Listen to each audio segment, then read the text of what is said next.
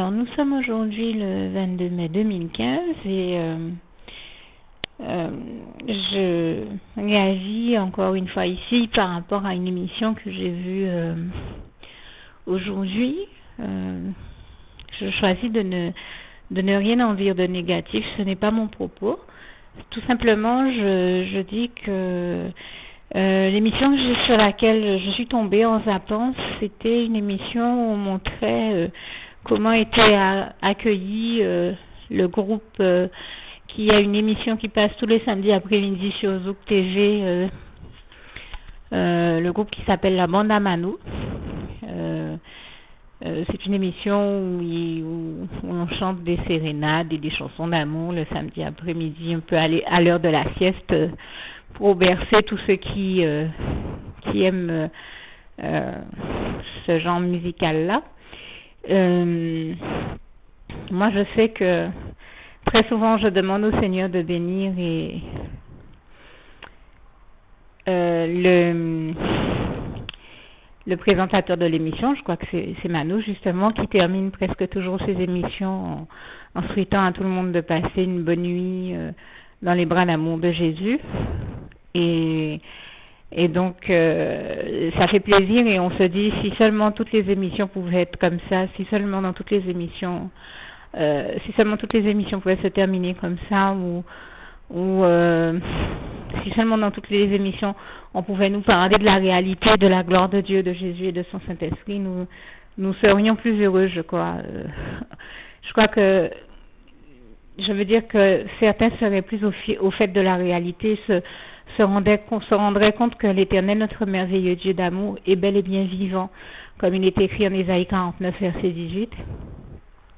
Parce que beaucoup ont besoin de se rendre compte de cette réalité-là, surtout par les temps qui courent, nous savons dans quel temps nous sommes et c'est en ce sens-là que je le dis. Ce que je voudrais dire ici, c'est donc qu'on montrait l'accueil qu'a reçu le groupe La Bande à Manou quand ils sont arrivés à la Désirade, où ils ont été reçus par les membres d'une association et dont les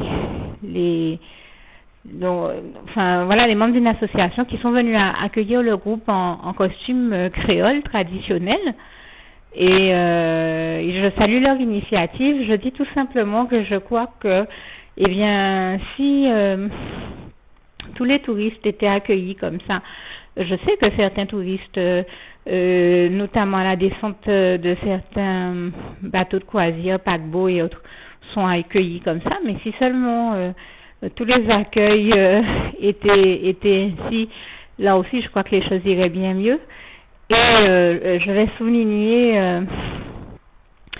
un type d'accueil auquel je pense également quand je dis ça, c'est l'accueil de tous les envoyés de Dieu. Dieu nous envoie chez nous aux Antilles, que ce soit en Guyane, en Martinique et aussi chez nous en Guadeloupe, des fois de très grands serviteurs ou ministres de Dieu, hommes comme femmes.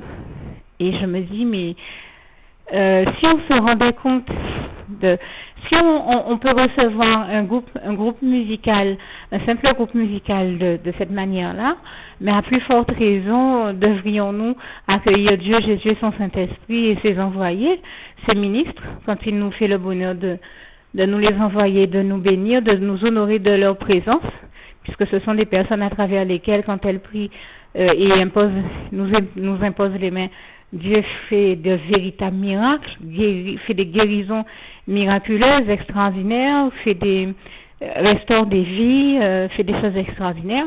Donc je me dis, si on peut accueillir des musiciens comme ça, mais à plus forte raison des envoyés de Dieu. Et je pense à cette chanson qui dit « Béni soit celui qui vient au nom du Seigneur ». Eh bien oui, nous devrions nous dire, béni soient tous ceux qui viennent au nom du Seigneur et leur réserver un accueil aussi chaleureux, parce que je crois que nous sommes là nous aussi pour honorer Dieu, lui rendre grâce et gloire et accueillir de la meilleure manière que ce soit, donc vraiment au mieux, véritablement au mieux, de la meilleure manière que possible, tous ceux qu'il nous envoie, parce que ce sont quand même des envoyés du Tout-Puissant. Nous devons bien entendu, quand je dis ça, comprenez ici que je ne cherche pas à glorifier l'homme, il s'agit de glorifier Dieu, Jésus-Christ et son Saint-Esprit en tout premier lieu, toujours en priorité, mais d'accueillir donc au mieux tous ceux qui nous envoient et de prier aussi pour que Dieu les bénisse, leur donne la force, les guérisse, les restaure eux aussi, parce que très souvent, ils viennent de loin, qu'ils viennent de loin ou pas, ils sortent aussi de leurs conditions de vie qui des fois sont pas forcément toujours agréables pour faire l'effort de venir honorer Dieu lui aussi et lui obéir en se déplaçant pour aller comme Dieu a le désir de nous bénir, mais pour aller arriver en bénédiction dans la vie des autres de la part de Dieu. Et ça demande des fois des efforts que l'on n'imagine même pas. Ça leur demande de laisser de côté leur vie, leur vie du quotidien pour se déplacer et aller soit dans un autre pays, dans une autre région j'ai envie de dire, ça leur demande de sortir de leur cadre de vie habituel pour venir le faire. Et des fois, ça représente des efforts colossaux qu'on ne s'imagine même pas. Donc, je crois qu'on peut comprendre, si on a cette faculté à se mettre à la place de l'autre, le sens profond de ce que je suis en train de dire. Et je veux tout simplement dire ici que ce sont des personnes à qui nous devons réserver le meilleur accueil de la part de Dieu, de Jésus et de son Saint-Esprit, quelle que soit la forme que revêt cet accueil, que ce soit en costume créole ou dans tout autre apparat. Il s'agit tout simplement d'accueillir au mieux tous ceux que Dieu nous envoie pour nous bénir et je le remercie ici et lui rends grâce et gloire. Il lui rend vraiment grâce et gloire. Merci Seigneur. Je t'aime et nous t'aimons, nous tous tes enfants. Raison de plus pour nous tous, enfants de Dieu, de nous accueillir fraternellement et de la meilleure manière qui soit mutuellement. Que Dieu vous garde et vous bénisse tous. Je finis avec ce passage que j'aime tant, si cher à mon cœur, de Philippiens 4, verset 7. Que la paix de Dieu qui surpasse toute intelligence garde vos cœurs et vos pensées en Jésus-Christ. À bientôt. Juste une petite précision pour tous ceux qui ne sont pas encore, qui n'ont pas encore choisi la meilleure des options qui soit, qui est celle d'aller se placer, de faire le choix à soi-même, d'aller se placer dans les bras d'amour de Jésus-Christ. Pour se mettre à l'abri de ce monde cruel, eh bien, je partage avec vous la prière par le biais de laquelle on y accède. Et commence par vous rappeler également ce passage de Jean 14, verset 6, où il est écrit que Jésus-Christ est le chemin, la vérité et la vie. Nul ne vient au Père, Dieu, sans passer par le Fils Jésus-Christ, bien sûr. Je le dis à ma manière, vous regarderez comme il est actuellement écrit dans vos Bibles là encore. Et donc, n'hésitez pas à ouvrir vos cœurs à Dieu, à Jésus, à son Saint-Esprit, à être sincère avec lui et à lui adresser la prière qui suit, à lui dire tout simplement, éternellement Dieu, Seigneur Jésus-Christ, moi, un tel, vous dites votre nom et votre prénom, je t'accepte aujourd'hui comme mon sauveur personnel, le seul maître et roi de ma vie. Je remets toute ma vie entre tes mains puisqu'elle t'appartient éternellement Dieu, puisque tu l'as créée cette vie, donc tu en es donc le seul maître et propriétaire comme de tout ce qui existe dans tout l'univers. Je remets donc toute ma vie entre tes mains, je te la donne.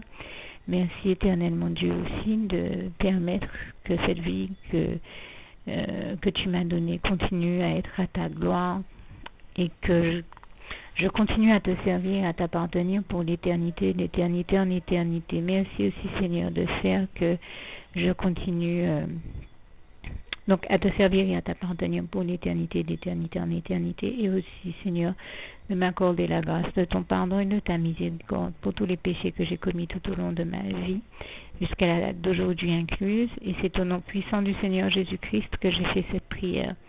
Et à vous tous qui avez fait cette prière, je vous dis que Dieu vous bénisse abondamment, puissamment, richement. Et surtout, n'hésitez pas à la partager avec tous vos proches et contacts, amis, membres de vos familles, collègues, bien-aimés, tous ceux que vous aimez, et surtout tous ceux à qui Dieu vous mettra à cœur, avec qui Dieu vous mettra à cœur de la partager. Et comme j'aime à le dire, si vous n'avez pas encore pris le temps de faire cette prière, comprenez bien que voilà, ça ne vous coûte rien de la faire, c'est gratuit, c'est indolore, et que voilà, vous n'êtes pas obligé de me croire, mais moi il m'est arrivé tout comme vous de devoir faire cette prière un jour dans ma vie, et quand on m'a proposé de la faire, je me suis dit, et si c'était vrai, et si c'était vraiment Dieu qui, par ce biais-là, m'appelait à lui et me demandait de lui donner ma vie, de l'accepter, c'était Jésus qui était en train de vraiment me tendre la main et qui était en train de me demander de l'accepter comme mon sauveur personnel, je ne pourrais pas passer à côté de l'occasion de lui dire oui, parce qu'il faut aussi que je reste ouvert ou ouverte à ce que Dieu peut avoir à me dire. Il faut que je garde mon cœur et mon intellect ouvert à ce que Dieu peut avoir à me dire. Donc je me suis dit, je ne peux pas courir le risque de passer à côté de mon éternité, de passer à côté des meilleures choses de la vie, surtout si le maître et créateur de la vie m'appelle et cherche à me sauver. Pour être sauvé, il faut bien que je lui dise oui, que je souhaite qu'il me sauve. Oui, Seigneur Jésus-Christ, je t'accepte comme mon sauveur personnel.